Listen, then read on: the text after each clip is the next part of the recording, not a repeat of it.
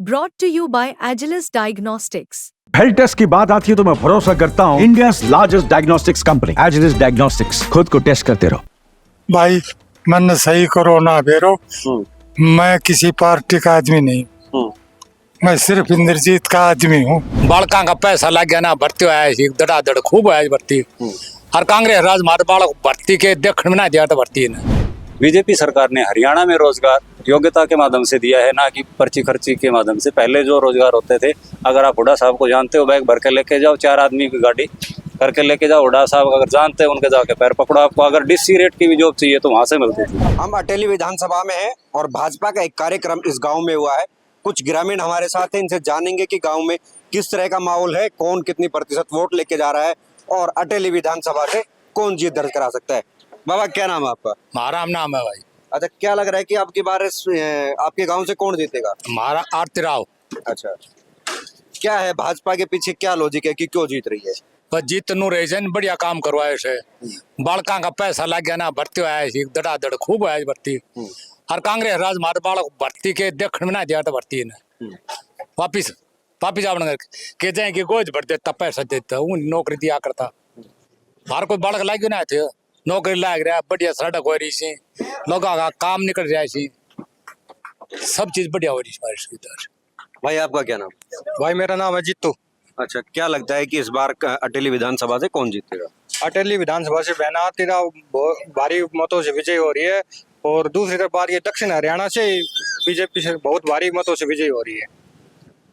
और सबसे मेन बात तो क्या है कि 2014 से पहले जो दक्षिणी हरियाणा के साथ जो भेदभाव हुआ वो अब खत्म हो गया बीजेपी सरकार आने के बाद में, क्योंकि यहाँ पे बिना पर्ची और बिना खर्ची के हर गरीब, हर समुदाय से हर बच्चे को नौकरी मिली, जो ईमानदारी से भर्ती हुई है सभी।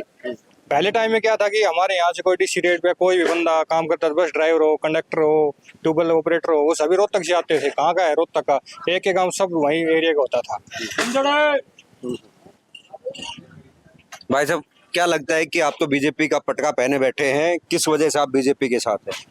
गांव का देश अपना हरियाणा में काम करे बीजेपी, देश में भी करे मोदी सरकार में। अच्छा, इसलिए हम तो बीजेपी के साथ हैं। कुछ काम गिनवाएंगे इस इलाके में जो हुए होगा? काम तो सब ऑनलाइन हो रहा है, कहने की जरूरत ही कोई, तो देखने की समझने की जरूरत कोई ना। सब गाँव से हर एक चीज ऑनलाइन से, नौकरी से, हर एक चीज से समझो। जो भी सहयोग है, खुला जाओ आओ, कैसे भी काम करवाओ। कुछ और लोग भी हैं, इनसे भी जानेंगे।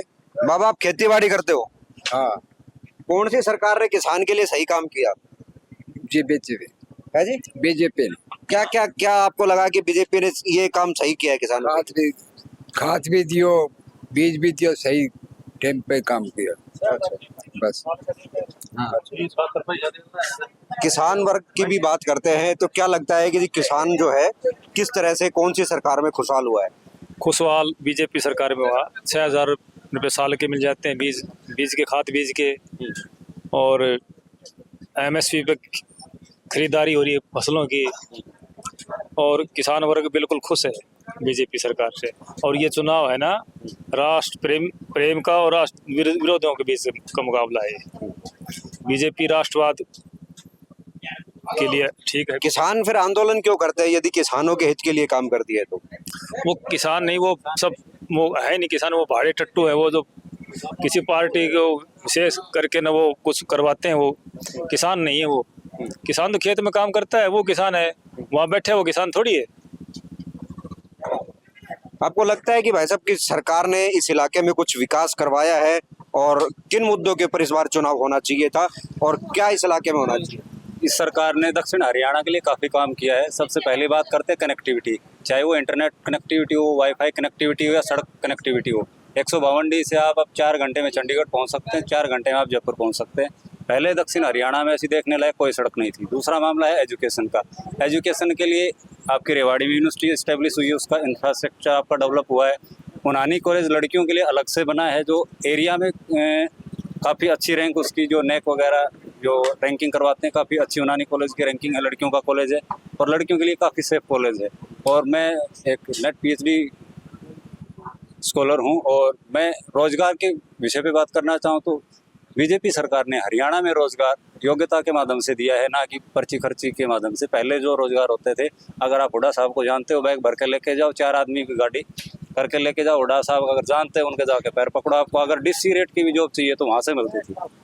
यहाँ से दक्षिण हरियाणा पहुँचते पहुँचते विकास आपका रोहतक से चलते हुए बेरी तक आके रुक जाता था। इधर आके आपको सड़कें वहीं टूटी फूटी मिलती थी। आज आप देखते हैं कि सड़कें भी आपकी अच्छी हैं, नेट कनेक्टिविटी अच्छी है, एजुकेशन में भी काफ़ी डेवलपमेंट है।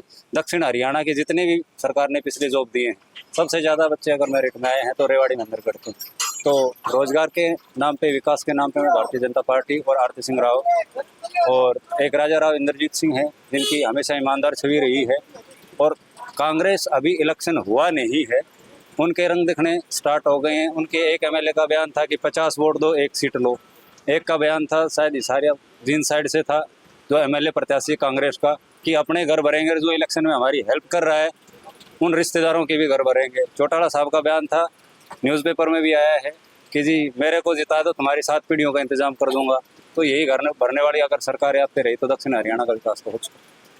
भ्रष्टाचार का मुद्दा कहीं ना कहीं बहुत ज़्यादा नजर आता है। तो क्या लगता है कि इस इलाके में क्या कुछ मुद्दे हैं इस बार चुनाव में? सबसे पहला मुद्दा है कि 152 जो कनेक्टिविटी हो गया, राजस्थान से हो गया। वो तो हो गया, इसको जरूरत क्या है और इलाके को मुद्दे क्या है? एक तो रिक्वायरमेंट है जॉब की, जो निष्पक्ष भर्ती हो रही है, ठीक है। एक सबसे पहला काम है जो भी है, जो यहाँ पर भ्रष्टाचार है जो भी है उसको खत्म करेगी बीजेपी सरकार, और पहले खत्म करती आ रही है, ठीक है। यही 2 मुद्दे। बाबा, लगता है कि किसान वर्ग के लिए बीजेपी ने कुछ सही किया है? भाई मन सही करो ना बेरो, मैं किसी पार्टी का आदमी नहीं, मैं सिर्फ इंद्रजीत का आदमी हूँ। कोई सी पार्टी में जाओ इंद्रजीत, मैं उसका आदमी। वो सही का, मैं तो यहाँ तक कहता हूँ अगर देश के अंदर अगर ईमानदार नेता है, बल्कि प्रधानमंत्री बनने लायक है, इंद्रजीत है। इतना ईमानदार आदमी, सही आदमी, और मैं तो कुछ नहीं करना चाहता।